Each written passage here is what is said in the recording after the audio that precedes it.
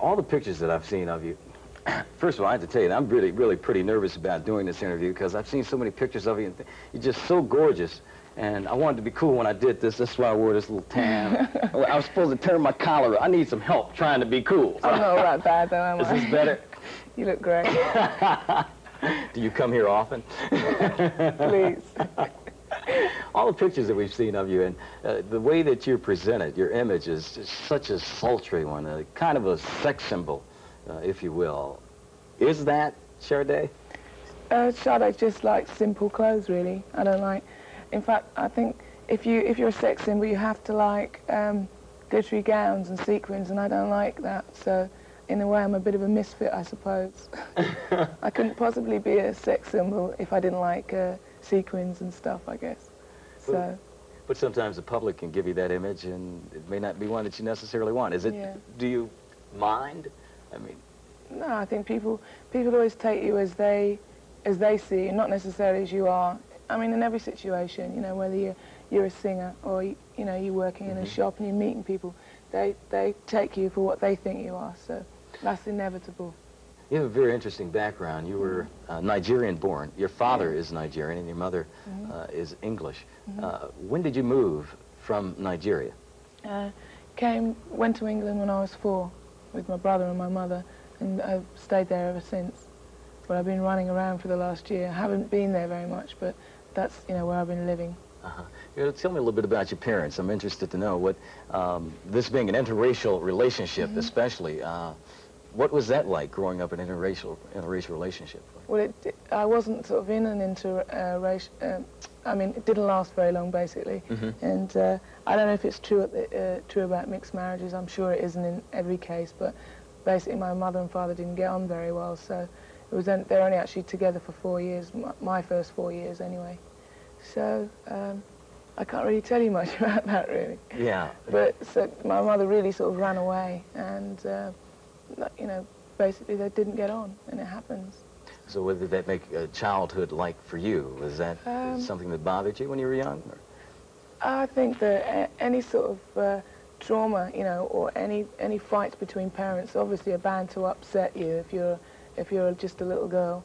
But I think that my mother loved my brother and I very much and did everything that she could for us. So I think you don't necessarily need the love of two people as long as there's somebody there to look after you and care for you.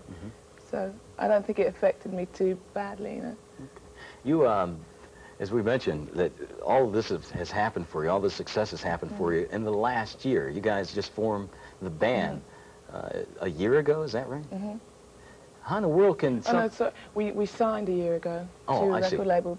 We've been together for 3 years now. Oh, I see. Yeah. But this is your first album, and already you're a major success in Europe, and things are starting to really happen for you here in America. Are you surprised by how fast things are happening for you? Yeah, I'm surprised that it happened quickly. I'm not surprised that, I mean, we all want the success from the album. We all dreamed of that, and that's what made us get out of bed in the morning very early when we've been to bed very late, maybe the night before, and travelling up and down the country in a beaten-up old van in the middle of winter. How do you handle it? Well, I mean, we don't do that now, but I mean, that's basically what pushed us along, you know, just the hope that we would get success. But I mean, no, I mean, it surprised everybody, the speed at which it's happened. Is it difficult to handle? I'm coping all right. I'm coping.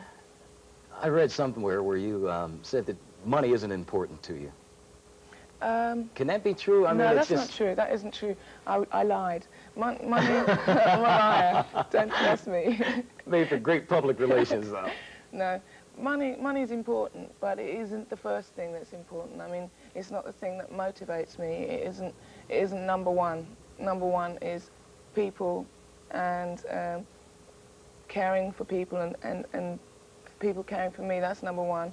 Number two is the music we're making, and number three is getting some rewards from it, if you like. I mean, I don't actually evaluate it like that and writing a little book, but it's not the thing that motivates me and drives me.